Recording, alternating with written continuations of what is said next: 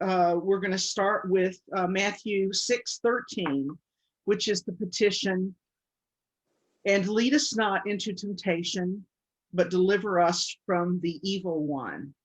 And we know this as lead us not into temptation, but deliver us from evil. There's another translation that says, rather than lead us not, and do not let us enter into temptation, but deliver us from error. That's another version that I've read. So when we think of temptation, what do we think? What would you say the definition of temptation is? Different for everybody. Yeah. Yeah, but something that, it's like sin that separates us from God, something that pulls us away from God. It's something that is attractive, even though we know it shouldn't be. So we kind of think that it's someone, temptation is something that is something we shouldn't be doing. We know it's attractive, but we shouldn't do it. It's either wrong or bad for us or evil, that type of thing.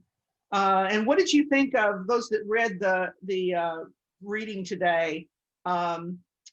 They say that the actual word that's used in the Lord's Prayer should not exactly be translated as temptation, but it should be translated more as to test or to try or to prove something. Kind of like when you're testing process with metals and engineering, that you're being tested and not tempted. It may be that, we think of temptation as this attractive thing, some sensual thing or Dunkin' Donuts or whatever. But it might be that the temptation is for us to become the evil one. And what I mean by that is I might be tempted if somebody really does something that offends me, I might be tempted to get them back. I might be tempted to do evil things to them. Once he gave the example of Abraham and Isaac, where he tested Abraham's faith by seeing if he would actually kill Isaac, then I understood it. It's testing you to see if you're strong enough to overcome the test or the temptation. Mm-hmm. Yeah. That makes me think of that. Do you remember when we were having a lot of terrorist incidents, and there was one in particular where I think some terrorists took over a bus and they basically asked people, "Are you Christians?" And if you said yes, you got shot. Oh yeah, I remember that kind of a situation, and where you actually put your life and your well-being on the line because you make the moral decision as opposed to the save your butt decision. Yeah, and I wonder what we would say in that situation. It's easier to say, yeah, I'm a Christian, kill me. But if they're holding a gun to your child's head and says, "Are you a Christian?" That to me would be the more difficult call to make. Yeah. This is a little bit of a side tangent with the same kind of feeling here. I heard, I don't know who it was, but it was some woman who survived the Holocaust. And when she meets anybody, she, in her own mind, she asked, she had been hidden by a family, and that's the only way she got out. And so the question in her mind when she meets anybody is, would this person hide me? Interesting. Yeah, because they were putting their lives on the line and their families on the line at the same time that they were doing that. That to me gets to the bigger question, in terms of just how, of course, you guys know, I see it as we're all children of God. And so, if someone were to say to me, are you a Christian? We're in that kind of situation. The first thought that comes to my mind is, well, hopefully we're all children of God. Children of God. So, but that's not the point to have that big philosophical debate, but Yeah, maybe that's when you say, I'm a child of God. yeah. There was a passage in James that says, when tempted, no one should say, God is tempting me, for God cannot be tempted by evil, nor does he tempt anyone. Yeah. And There's a sentence here on page 259. Temptation is not designed to make us sinners. It is designed to make us good. mhm, yeah, to prove us or make us better people, or to see what our character is.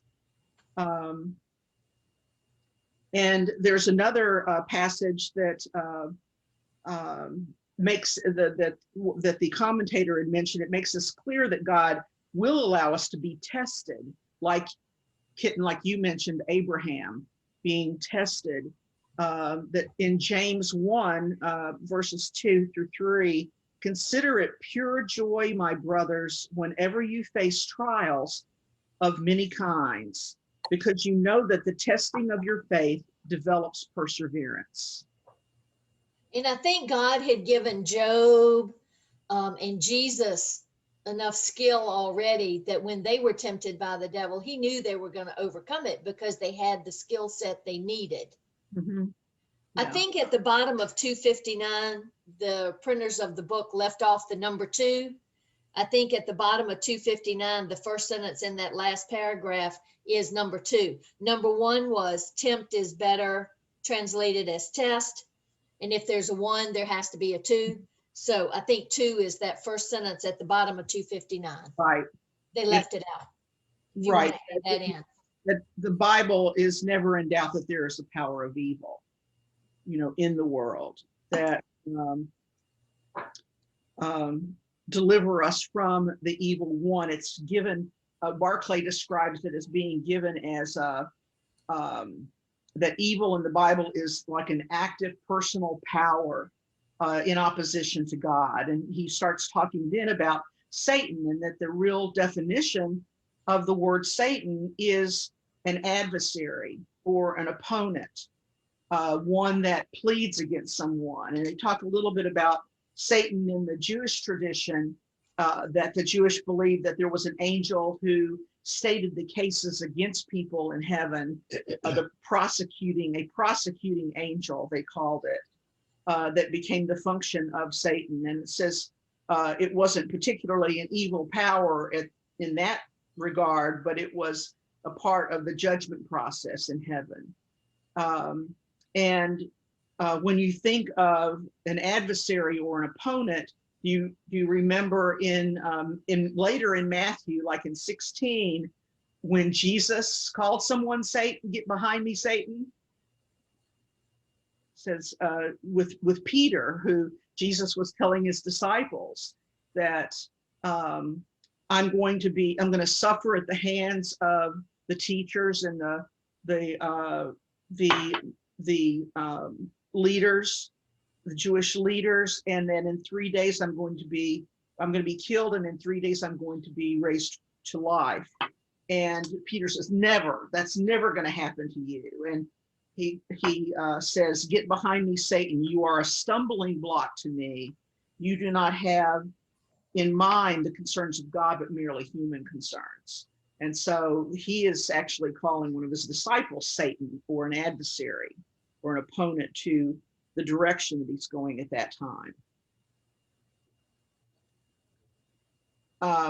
Barclay then goes to say that it's very easy to move from someone just stating a case against someone to someone actually making up a case against someone or slandering them. And we've read, we've already studied in the past that there are like 3 different kinds of levels of evil or of sin, and slandering someone is one of the most high level of sinning against someone, is to saying something against them that ruins their good name.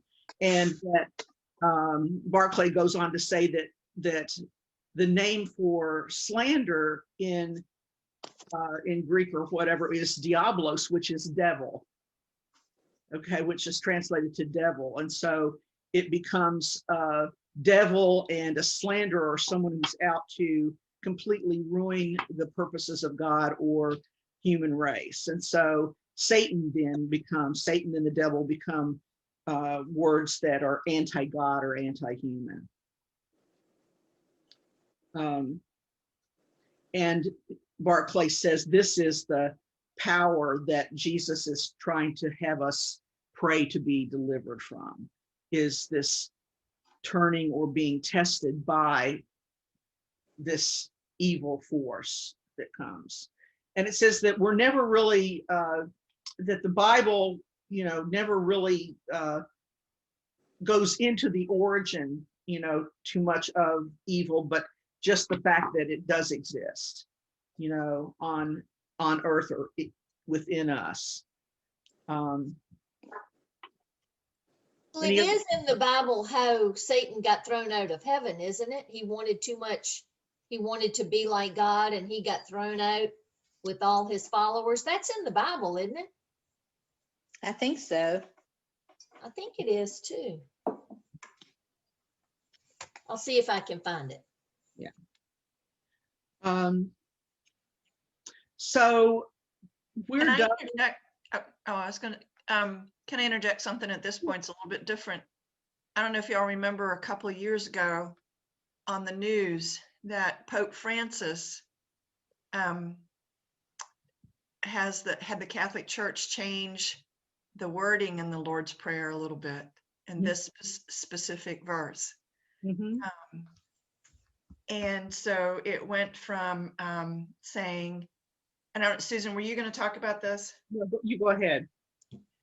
Lead us not into temptation, replaced with do not let us fall into temptation. The concern being that there was a translation error.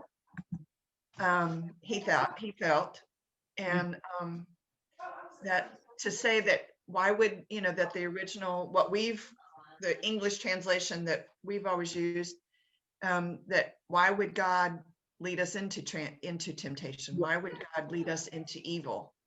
And as I was doing some study on the Lord's Prayer, I also said, well, I wonder what it sounded like when Jesus said it in Aramaic, because that was his language. And in Aramaic, it is translated differently. There was a guy who, there are a number of different translations in Aramaic, but there's a guy called George Lamsa who has a Lamsa Bible translation, and his actual translation of what he was saying is that the original Aramaic existed, and that he's translating from Aramaic before the Greek, and that he's translating from the original Aramaic, and that he says, do not let us enter into temptation, which is like, do not let us fall, because he said God would not lead us, but deliver us from error. Okay. My version has, and do not let us yield to temptation. Oh, That's an interesting take on it. That is. Which version is that? New Living Translation. yeah. And the New Jerusalem Bible says, and do not put us to the test. Yeah, do not put us to the test. But why, but testing is, there's no way. We're always being tested. Don't you feel? Yes. We're always being tested. And Barclay had a little quote here. He said, life is always under attack from temptation or testing, but no enemy can launch an invasion until he finds a bridgehead. Okay, kind of meaning like there's got to be something in you that is a weak point, or something for temptation to grab at. And it's different, like someone said earlier, it's different for all of us as to what tempts us. Like Bud mentioned, Krispy Kreme donuts might tempt some of us, but other people don't like them. You know, some people might be tempted to rob that bank or steal something, whereas someone else might not be tempted at all to that. There have other temptations. Or it could be like a weakness like Superman and kryptonite.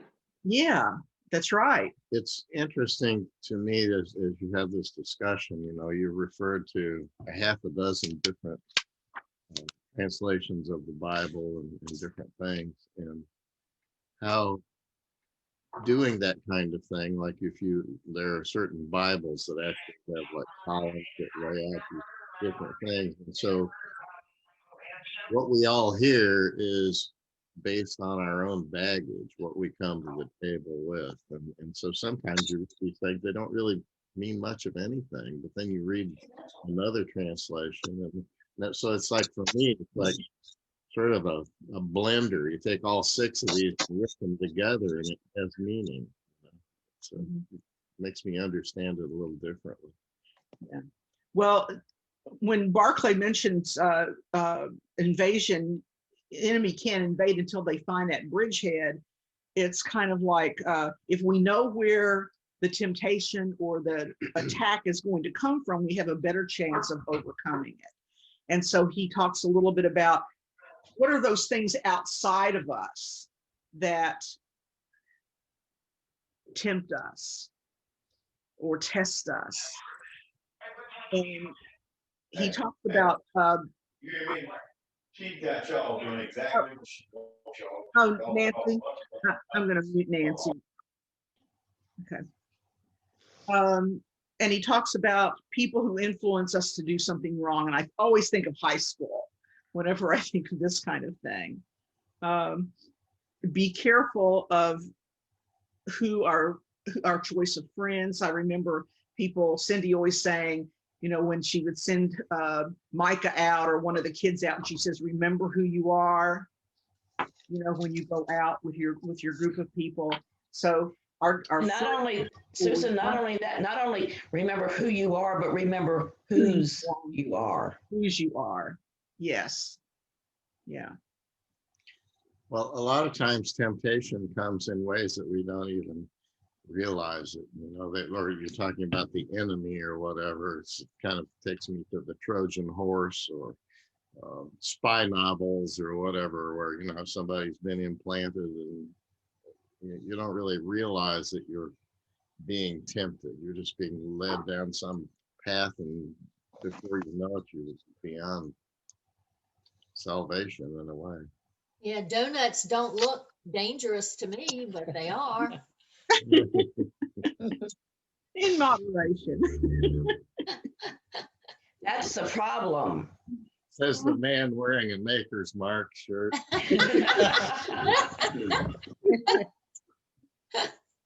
Just one more. Yeah, exactly. Yeah. For those I can eat just one donut at a time. For those of you interested in the Bible, Satan is thrown out of heaven in Ezekiel 28 and Isaiah 14. But interestingly enough, he does not lose his access to heaven, because remember when he questions Job, he comes before God and says, may I, they only worship you because you're good to them. May I test one of your servants? So he is thrown out of heaven because he was enamored with his own beauty and power. But he does not lose his access to heaven. And I never really thought about that before. How about that? Yeah. Barclay kind of also talks about when it's temptations that's coming from outside of us, that when we're young, we're especially vulnerable to temptation, because we have this feeling of wanting to be bold and adventurous, rather than considered a mamby-pamby and, oh, why won't you go down and, you know, jump off this bridge? You know, we're all going to do it, you know, kind of a thing. And I was wondering if any of you have had situations where you've been put into having friends or something kind of challenge you to do things. And for your own pride, you wanted to do it. Well, sure, high school's full of that. Right. Smoking, drinking, sex, smoking weed. I mean, I didn't date in high school. I mean, everybody that did those things hung out and dated. I didn't date pretty much because I wouldn't do any of that stuff. And I was no fun.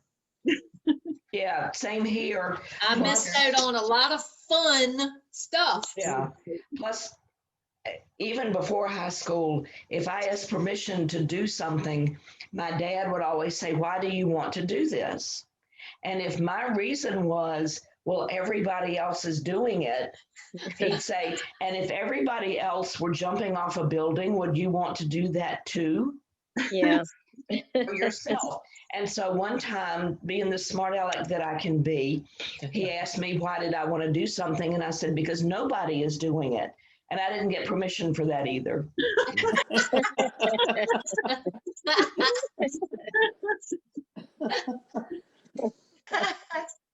Oh, I can't help but wonder what's going to happen or what is happening with adolescents right now, being pretty much in isolation, Mhm. And not having necessarily the face-to-face contacts with each Well, I other. guess there's a lot of temptation online. Oh yeah, yeah, that's yeah. But they're, yeah, anyhow. Yep. Skipping class has taken on a whole different meaning nowadays. Yeah. Um, I think that Barclay mentions that like habits and addictions are, Kitten, you had mentioned smoking and drinking and sex and whatever, that that's how these habits and addictions begin, with this kind of, I want to be one up, I want to be a part of the crowd, I want to look like I'm, an adventurer and willing to do things and therefore gain friends, who do the same thing. There was an interesting quote from St. Augustine in the book, where he says, among my equals, I was ashamed of being less shameful than others when I heard them boast of their wickedness. And I took pleasure not only in the pleasure of the deed, but in the praise. I made myself worse than I was, that I might not be reproached. And when in anything I had not sinned, as the most abandoned ones had, I would say that I had done it, what I had not done, that I might not seem contemptible. Yeah, that's like guys talking in the locker room about how many girls they've had sex with, and they've had sex with none of them. Mm-hmm. I want to make myself look, what did St. Augustine say? I wanted to make myself look like I belonged to the crowd by being naughty, but he really didn't. Yeah, right. So you hadn't done those things, but you say that you have. Right. Well, we all, yeah, I think many of us do that. Yeah. Mm-hmm. In addition to, there was a kitty cat somewhere. Yeah, Stewart's cat Stewart's is. cat. Hey there.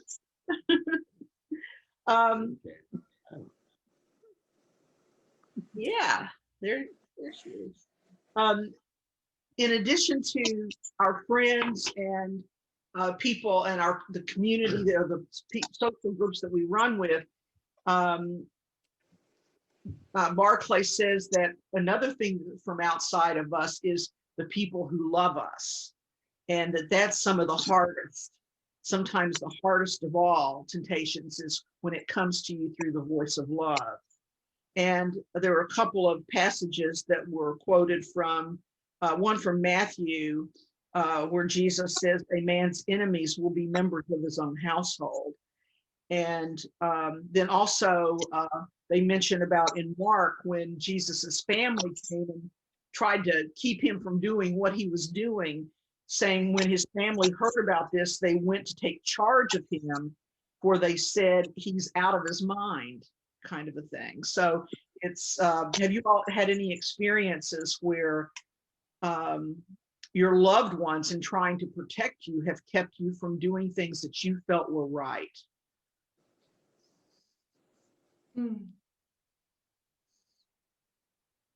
I always think about careers, or, you know, knowing that this is what you love and this is what you want to do. Yeah, And my mother was extremely unhappy that I spent my entire career at HBCUs. For many, many years, she finally realized that she just was wasting her breath. But for a long time, you know, when are you going to look for another job? Why aren't you looking for another job? She wanted me teaching white kids. In fact, her parents were so embarrassed by where I was teaching, she told me they wouldn't even tell their friends that I was teaching black kids. so many You know, times, that's interesting. The only thing my dad told us growing up, he had 2 daughters first, then 3 sons, and the sons could do no wrong. They were always acceptable. But Jackie and I would be disowned for one thing and one thing only: marrying a black man. That was it.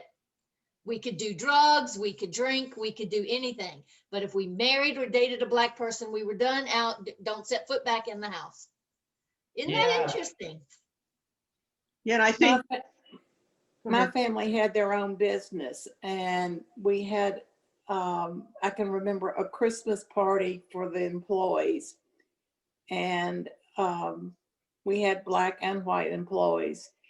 And at that party, what I was 16, 17, we had a janitor, a black man, that was just a super nice guy. And he was, 30-ish or something like that.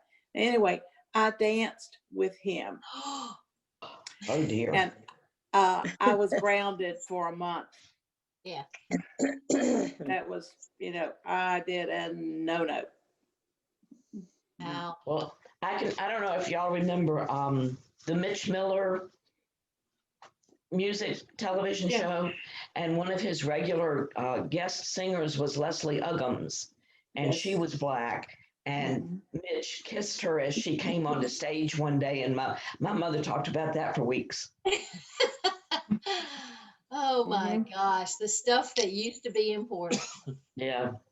Right. Star Trek had one of the first black-white kisses on television. I was remember that? that. Star Trek. Star Yeah. right. That's right. I remember that. Mhm. Lips on. Yep.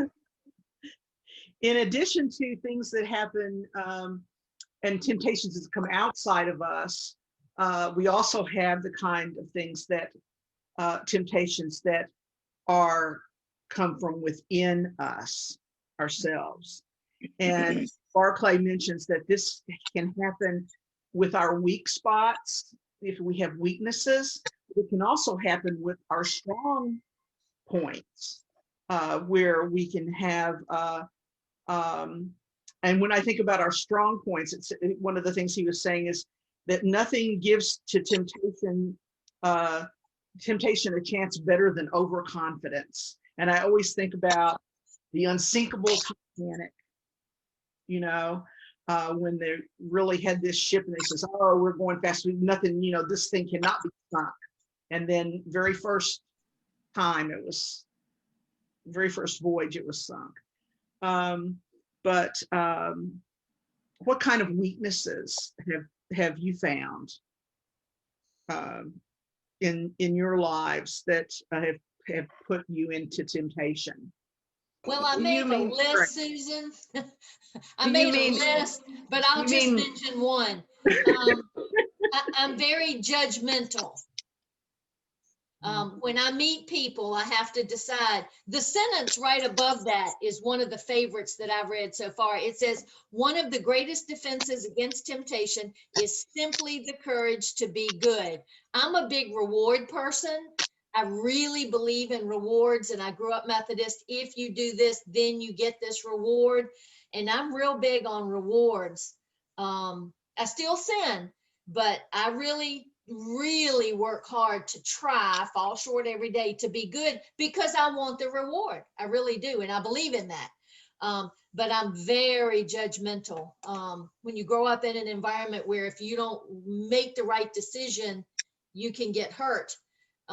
You learn to judge everything you come across very, very quickly. So I make judgments way too fast, and I still do it. Mhm. I don't think that's going to get better. You know, I can remember one of the things that I was, that I'm most embarrassed about, and I wasn't embarrassed about it then at all because I think I was probably 6 or 7. But there was a little boy, and he had, and my, yeah, Bud knows the story. Jimmy Jackson and I were buddies, and we were always going around doing all kinds of stuff. I locked him in the rabbit cage once, and we locked a little boy in a rabbit cage once. But one of the things that we did was this little boy had this whirly bird on his bicycle. You know, you'd ride it, and the little whirly bird would go around. And I went to my parents and I asked them for 50 cents so I could buy a whirly bird, and they wouldn't give it to me. And so Jimmy Jackson and I stole the whirly bird off that little boy's bicycle, and I put it on my bicycle. And then I told Mother that someone else gave me the 50 cents. And I got whooped for that, man. So that's so embarrassing to think about, that you do something like that, you know, to steal something like that from that little boy. And we had to go, of course, and apologize to the little boy and everything. But you want something and you can't get it, and that's a temptation to do whatever you can do, you know, to get it. And I'm glad I had that experience when I was very young. I was sitting here thinking about, you know, these internal temptations and things that in some ways are positive. And so Harold can identify with this. You get a new tool. So, but that takes me somewhere else. I was watching this, I don't know what it was on TV, but this woman was talking about managing finances and so forth, and buying. And it just led me down this rabbit hole of our materialistic society. And so what she was talking about is, you go to the grocery store, it's easy with a credit card. You just go in and buy and buy and buy and swipe what you want and so forth. And then people end up in these horrible debt situations. But you're saying, you know, you just take enough money to go in and buy the 6 items that you're going to buy and leave. And if you don't go in with that cash, you know, it's like you're tempted. You have this ability to just swipe this piece of plastic and buy $500 worth of stuff that you don't need. You know? So kind of just thinking about that in a broad sense of how materialistic I can be, and I suppose a few of you can be too. Yeah, I've got a craft stash that could enable me to open a store. You know, isn't it sad that we filled up our closets, our attics, our sheds, our garages, and now we are renting units because we filled up everything with junk. And the next step of that, as we get older, is we're having to say we have to get rid of all this stuff. Yeah. I can remember when my mother had to go into the nursing home, and we had to decide, you know, what few things that she could take with her. Yeah. And that was one step. And then, of course, when you pass on, you just got yourself, you know. Yeah. You know, I think as we talked about this story, y'all probably saw this in the news. Some rich couple in Canada got themselves up into some remote location deliberately in some little village in remote Canada, that where the vaccine was being given out, so that they could get the go ahead and get the vaccine. And so, you know, and there's been more in the news here in Virginia and nationally too about the equity of who's getting the vaccine right now. And that story of that couple in Canada, to me, just sort of exemplifies, how extreme it can get. And I'm sure there's been other stories equally as. I saw on Twitter yesterday that one person that I follow posted that there have been in Africa 100 doses administered, period. Yeah. Right. That couple in Canada, Kathy, went to a Native American reservation to get that shot. They stole that shot from Native people. I think that's what really incensed a lot of people. These were very, very wealthy people who went to a place where they would not be known and basically stole 2 shots from Native people. Yeah. Okay, the article that I read, they were recognized before they got the shots though, and they didn't get them. Oh, I haven't seen that. Yeah, they The were. article in the Times Dispatch said they did get the shots and they chartered an airplane to fly them. Yeah, right. He was 52 and his wife was like 31 or something, very young. And they went in acting as if they were to be employees at a local motel. Yes, that's the couple. And they were recognized that they were from outside the village and they didn't get the shot. So, Well, I hope that's correct. I do too. Well, just look at Westminster Canterbury, right here Yes. in town. You know, the people that were in the nursing home section got their shots, and the CVS got up and left. And in Westminster Canterbury screamed and hollered, "What in the world? What in the world?" Well, they said the independent living area is not in line with people in the nursing home, and therefore they wait their turn. But money talks, because the headline this morning sounded like they bought their way into line. So Right. Right. Nope, they are. Yep, they are. So. Barclay goes on to talk about what kind of defenses do we have against testing and temptation when they come to us. I think it's not easy to do, but the answer is what Paul gives when he says, "I have learned to be content in whatever situation I find myself in." If we are content, then we don't want, but go ahead and try to find that total contentment like he had. Claire, I think the only thing that gives me pause with Paul is that he had no wife and kids. I always wondered about that couple. I mean, it's easy when you're single to say, if I have money, I'm content. If I don't, I'm content. If I'm in an apartment, a house, or whatever. But I always wondered about that couple that lived where Sarah used to live in Westover Hills. You remember the couple on New Year's Day where the people were high on drugs and they killed the parents and the 2 children?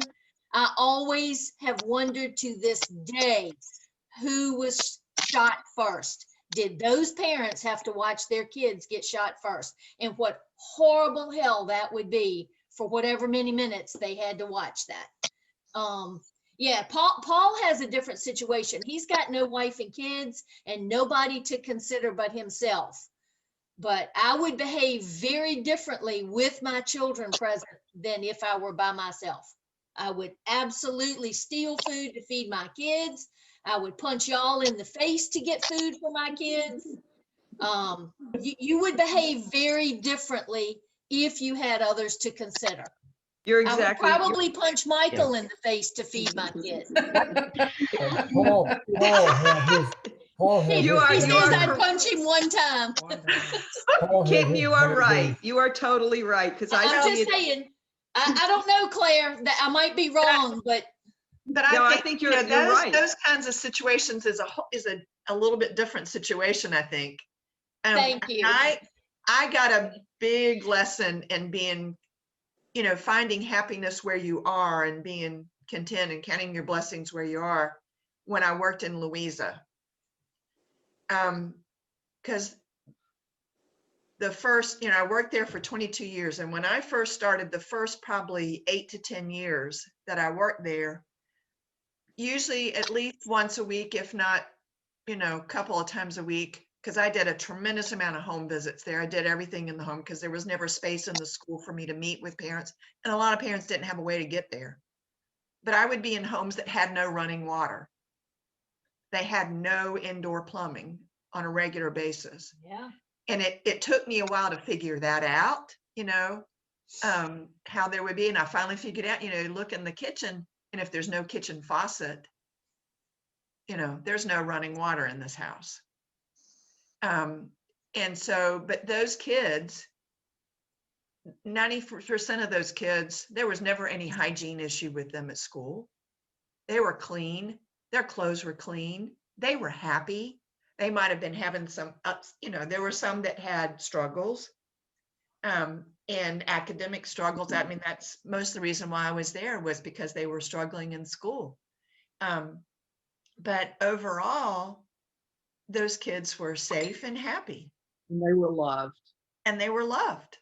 Right. And that will cover up a lot. Here I was bemoaning because I got a refrigerator that had a dent in the corner, and so, Well, so take anyhow. 200 years, nobody had any running water. Yeah, right. Yeah, we all got here because there wasn't any, not because, but in spite of, that didn't prevent humanity from progressing. And it's, so anyhow, that's my. But no, having worked in advertising my whole life, it is, the whole purpose of advertising is to convince you that this image that they create, that, you live in a mansion, you have 15 cars, all of this stuff, that is just normal. And if you do not have that, you are not normal. There's something wrong with you. Right. So that's what we need to fight against. That is the temptation, that we cannot believe what they tell us to try to sell us. Mm-hmm. Yeah. Okay. Yeah. Barclay mentions self-respect.